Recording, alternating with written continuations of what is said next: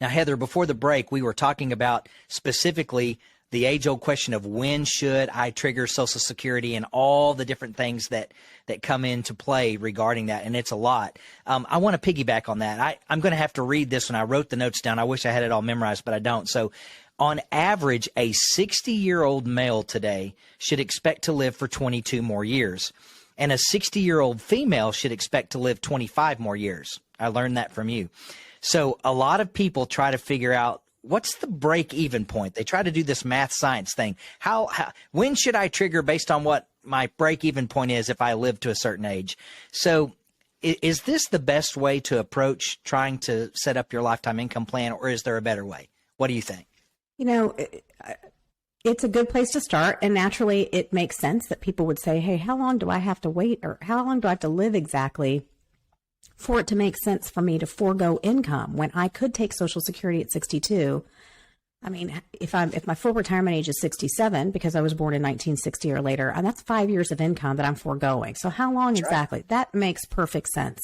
And certainly when you're dealing with a single person, I'm a lot more comfortable having that as our starting point. But here's the thing, is that Social Security, the calculation of the benefits, so whether you take it at 62, whether you collect it at 67, or whether you wait beyond 66, whatever your full retirement age is, or whether you wait to as late as age 70, the theory behind that, when the calculation of reductions for taking it early versus the delayed retirement credit increases for taking it even a few months beyond full retirement age, was that the Social Security said you're going to get basically the same amount of income because we've mathematically calculated the reductions and the increases based upon the average life expectancy. Right. What's the problem with that? What are we seeing these days? Yeah. Everyone is living longer and longer. And when those calculations were done, those reduction factors or those increases, it's based upon life expectancy tables that haven't been updated for the fact that people are living longer. So that's part of the issue. So people always say, well, what is the break even? Well, I mean, really, to make it more beneficial from a mathematically cumulative lifetime standpoint of benefits, you only have to live to about 78 or longer for it to make more sense for you not to file at 62. I mean, I don't say, and I always say, everyone's situation is so unique that I would never say never file at 62, nor would I say everyone should file at 70. If everyone could wait to file at 70, great, but that's not the reality. Okay. So I would say, you know, most people, if they can, probably shouldn't file as early as they can because we're all living longer, right? So if we're living into our 80s, and if we're living even to 82, 83, it actually makes more sense to wait because that is a guaranteed source of income that will last for your lifetime. So the longer you live, the more you're having to deplete other sources of income to supplement, right?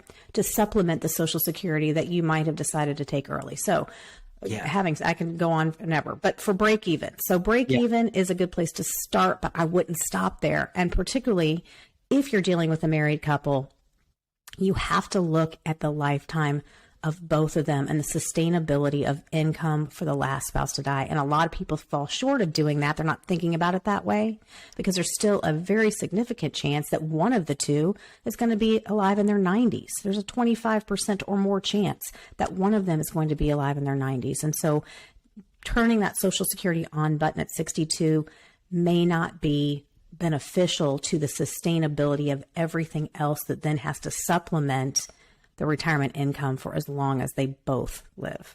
And this is why I think this is important. There's so much bad information out there, that information that's not true. Just quickly, Heather, share with our listener why it's important to defer. Like the average person may think, oh, well, it's just me choosing to wait longer to get closer to my full retirement age. But what happens to the benefit of someone each year that they defer their Social Security? Yeah, so the percentage is different between 62 to your full retirement age. The reduction factors are different.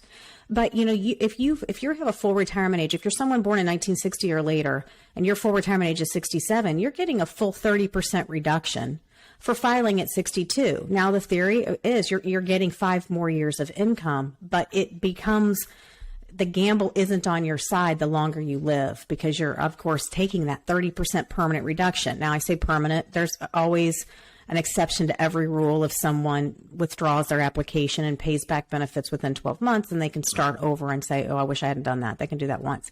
But for the most part, there is an actual reduction based upon the number of months you file early.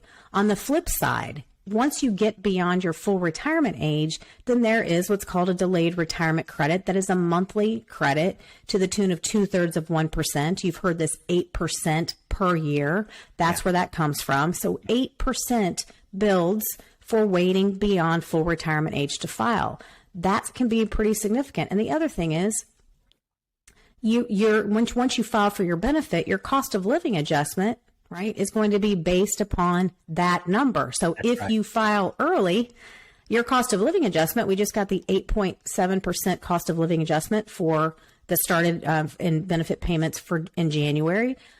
If you're taking your benefit at 62, that 8.7% increase is going to be less for you than someone who might wait a little bit longer and get, if they wait till full retirement age and get 100% of their primary insurance amount, so that the 8.7% is obviously based on a higher percentage. So you have to kind of look at everything together and figure out what makes most sense.